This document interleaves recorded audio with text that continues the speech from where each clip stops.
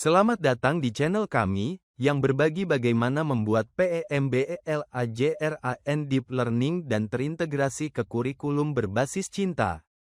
Silahkan simak videonya, semoga berkah. Ayo maju guru Madrasah Nusantara.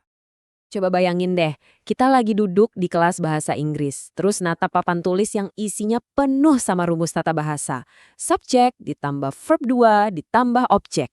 Jujur aja ya, pelajaran tentang past tense tuh biasanya terasa kaku banget, mekanis, dan ngebosenin. Kayak kita cuma disuruh ngafalin bentuk lampau dari sebuah kata kerja doang. Tapi gimana kalau ternyata ada sebuah modul pembelajaran yang berhasil ngubah rumus grammar yang kering ini jadi sebuah kurikulum berbasis cinta yang dalam banget? Nah, selamat datang di sesi bedah materi kita kali ini. Kita bakal ngeliat langsung gimana sebuah rencana pelajaran bahasa Inggris bisa disulap jadi instrumen luar biasa untuk ngebangun karakter kemanusiaan. Pernah nggak sih kepikiran belajar past tense tuh bisa bikin kita jadi orang yang lebih berempati? Kedengarannya kayak mustahil kan? Oke, mari kita bedah sama-sama. Dokumen yang jadi sumber bahasan kita hari ini adalah sebuah modul ajar untuk anak-anak SMA kelas 10 di Merauke. Alih-alih cuma fokus ke urusan linguistik atau tata bahasa, modul ini tuh benar-benar dirancang sebagai jembatan untuk ngebangun koneksi antar manusia. Ini benar-benar mematahkan ekspektasi kita tentang kayak gimana sih seharusnya sebuah kelas bahasa itu. Biar kita bisa kebayang gimana keajaiban ini dipraktekkan di dalam kelas, kita bakal bedah strukturnya satu persatu. Mulai dari konsep love-based past tense, terus lanjut ke 3 pilar pembelajaran mendalam, integrasi teknologi dan hati, langkah-langkah kelas yang menyenangkan, dan terakhir gimana sih cara mereka menilai empati dan karakternya? Oke, kita langsung masuk aja ke bagian pertama, love-based past tense, tentang gimana mengubah tata bahasa jadi sebuah empati. Filosofi inti dari modul ini tuh langsung ngedobrak cara tradisional kita mandang tujuan belajar di sekolah. Capaian pembelajarannya jauh banget melampaui sekedar kemampuan siswa buat ngerubah-ngerubah bentuk kata kerja. Kurikulum berbasis cinta ini fokus banget ke pengembangan karakter.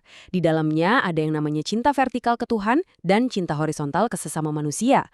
Tujuan utamanya tuh buat ngebangun kesadaran batin, kepekaan sosial, empati, rasa hormat, toleransi, sampai kolaborasi. Siswa didorong gak cuma buat paham teorinya, tapi mempraktikkan nilai-nilai cinta kasih ini di rumah, di sekolah, dan di lingkungan masyarakat. Jadi ini bukan sekedar belajar bahasa ya, ini tuh belajar jadi manusia seutuhnya. Lanjut ke bagian kedua nih, 3 pilar pembelajaran mendalam, mindful, meaningful, dan joyful. Terus yang jadi pertanyaan, gimana coba cara seorang guru nyampain konsep yang filosofis banget ini ke anak-anak remaja berumur belasan tahun? Nah, jawabannya ada di 3 pilar pendekatan ini. Pertama, mindful learning. Siswa nggak disuruh hafal mati, tapi diajak benar-benar sadar kenapa sih materi past tense ini bisa ngebentuk akhlak mereka. Kedua, meaningful learning. Konsep grammar tadi disambungin langsung ke pengalaman emosional nyata mereka sehari-hari. Dan ketiga, joyful learning. Guru ngebangun suasana belajar yang penuh kehangatan lewat permainan, cerita, dan kerja kelompok. Mulai dari sesi perenungan yang tenang, sampai interaksi yang seru, setiap detiknya tuh udah dirancang dengan tujuan yang super jelas. Yang bikin konsep ini keren banget adalah gimana modul ini menyeimbangkan 2 fokus utamanya secara sempurna. Di satu sisi, ada cinta vertikal yang jadi landasan spiritual atau hubungan kita dengan Sang Pencipta. Nah, di sisi lainnya, ada cinta horizontal yang langsung diterjemahin jadi tindakan-tindakan konkret, kayak bersikap sopan santun, ngebantu teman tanpa pamrih, nebarin energi positif, dan saling kolaborasi buat mecahin masalah. Keseimbangan inilah yang mastiin kalau pemahaman grammar mereka benar-benar berakar pada tujuan moral yang kuat. Masuk ke bagian ketiga sekarang, integrasi teknologi dan hati melalui model TPACK. Mungkin kita bakal mikir, wah kurikulum yang terlalu fokus ke emosi dan spiritual gini pasti ninggalin aspek teknologi alias jadul banget ya kan? Padahal sebaliknya loh, modul ini justru manfaatin technological pedagogical content knowledge. Maksudnya, teknologi dipakai bukan cuma biar kelihatan canggih-canggihan. Pas masuk fase meaningful learning, gurunya nayangin video animasi interaktif tentang studi kasus cinta kasih. Habis itu, para siswa pakai papan digital kolaboratif buat ngelompokin tindakan-tindakan empati dan mempresentasikan platform sederhana buat nyebarin pesan kebaikan. Jadi layar digital diubah dari yang tadinya cuma alat distraksi, jadi medium buat nyebarin kasih sayang. Jenius kan? Kita sampai di bagian keempat, langkah kelas yang gembira. Dari senyum hangat ke apresiasi. Sekarang mari kita bayangin jadi siswa yang baru aja masuk ke kelas ini. Semuanya dimulai di 10 menit pertama. Gurunya nggak langsung nyuruh, buka halaman sekian, tapi justru nyambut dengan senyuman hangat dan ngelakuin semacam pengecekan emosi. Gurunya nanya, gimana kondisi hati kalian hari ini? Wow, benar-benar pembukaan yang manis banget. Terus lanjut ke kegiatan inti selama 50 menit, di mana siswa ngelewatin perenungan hening, kolaborasi digital, dan main peran. Terakhir, ada 10 menit penutup yang dikhususkan buat refleksi jiwa. Di tengah-tengah kegiatan inti padi, ada satu detail yang heartwarming banget yang wajib saya sebutin. Pas lagi di fase joyful learning, siswa kan pada main peran atau role play nih, mendramatisasi aksi-aksi past tense.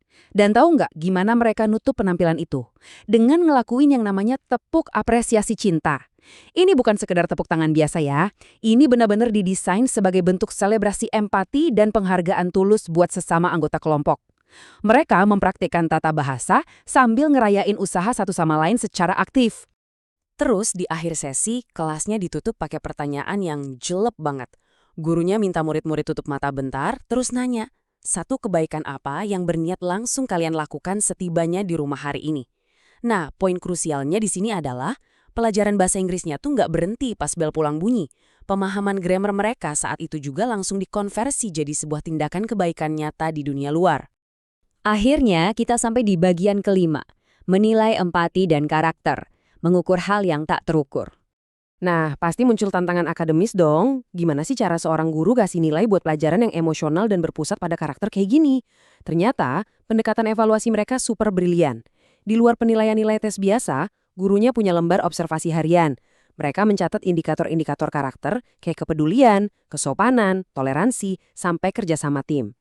Evaluasinya nggak cuma ngecek pemahaman konsep, tapi juga memantau respon emosional siswa pas dengerin cerita-cerita inspiratif.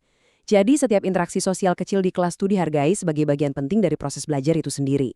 Dan ini dia, bentuk ujian akhir atau sumatifnya.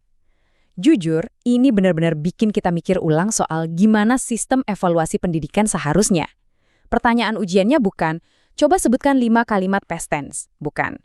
Tapi, jelaskan 3 alasan mendasar mengapa past tense merupakan wujud nyata cinta kepada sesama. Gokil nggak tuh?